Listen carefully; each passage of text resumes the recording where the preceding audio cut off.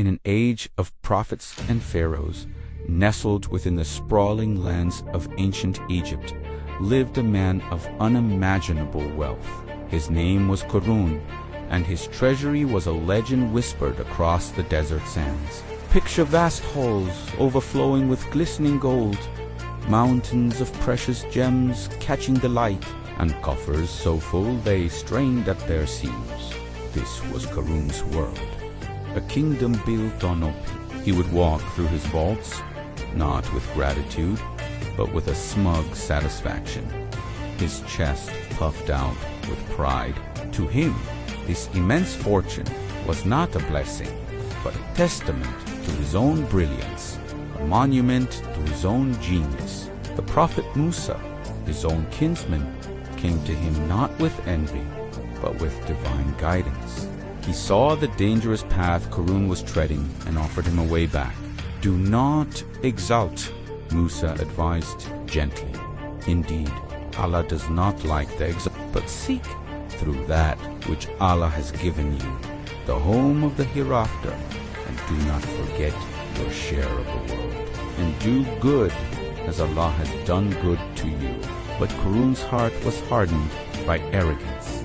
He scoffed at the Prophet's words, his face contorted with disdain. I was only given it because of knowledge I have, he retorted, dismissing the notion of divine favor entirely.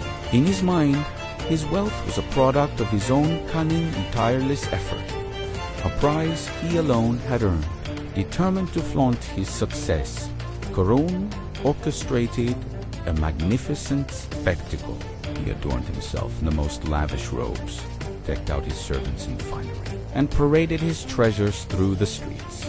A grand procession of mules, their backs laden with the keys to his storehouses alone, snaked through the city.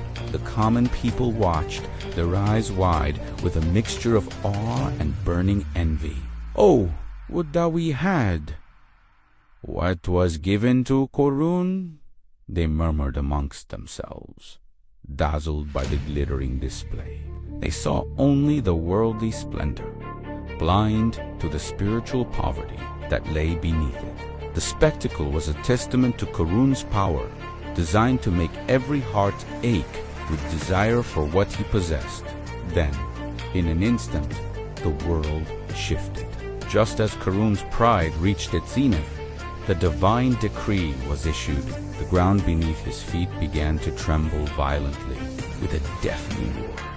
The earth, which had once supported his magnificent palace, cracked wide open. A terrifying chasm appeared, a gaping maw, ready to devour everything he held dear.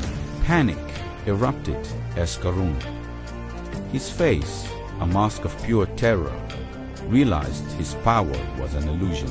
There was no one to help him, no army to save him. He, his palace, his legendary treasures, and all his pomp were dragged down into the abyss, swallowed by the earth as if they had never been. The ground sealed itself shut, leaving behind only silence and a chilling lesson. The very people who had envied Qarun just moments before now stood frozen in shock and fear. The spectacle of divine retribution was far more powerful than any parade of wealth. A profound realization washed over them as they stared at the empty space where the palace once stood. They understood the fleeting, fragile nature of worldly possessions. The riches they had coveted were gone, erased in a moment by a power far greater than any earthly king or tycoon. Humbled and repentant, they recognized the truth in the Prophet's words, as the Quran states, recounting their change of heart. And those who had wished for his position the day before began to say, "Oh, how Allah extends provision to whom He wills of His servants and restricts it. If not that Allah had conferred favor upon us, He would have caused the earth to swallow us. Oh, how the disbelievers do not succeed."